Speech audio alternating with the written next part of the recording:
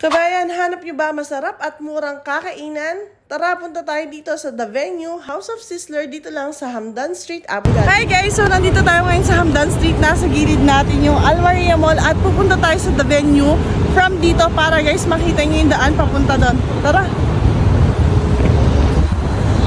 So, maglalakad lang tayo mula dun sa stoplight. So, una yung makikita itong ukay-ukay. Tapos, diretso lang kayo ng lakad hanggang nandito na kayo sa gilid ng Al Maria Mall.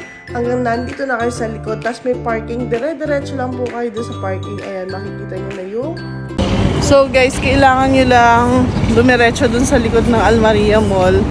Which is, ayun. Ayun. Tapos, diretso lang kayo. Makikita nyo yung... katabi niya na restaurant na yan, Seven Hills Restaurant.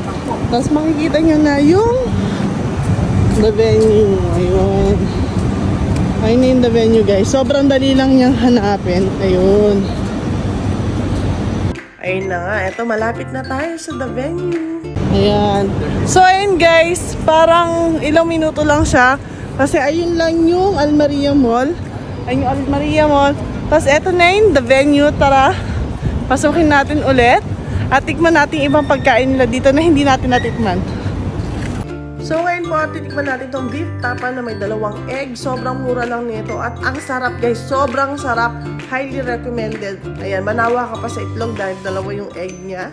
Sarap ng beef tapa na to dahil malambot. At susunod naman po titikman ko ay sizzling boneless in gravy sauce. Sobrang sarap ng gravy dito. Panalong panalo. Tapos yung chicken nila, ang tender, ang sarap talaga ng mga pagkain dito. Highly recommended po talaga. At ang susunod naman natin ay sizzling boneless barbecue with chili soy.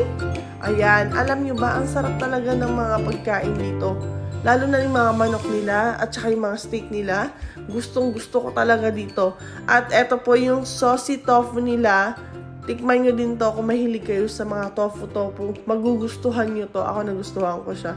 So guys, huwag nyo kalimutan bumisita dito sa The Venue. Located lang po sila sa Hamdan Street, backside ng Al Maria.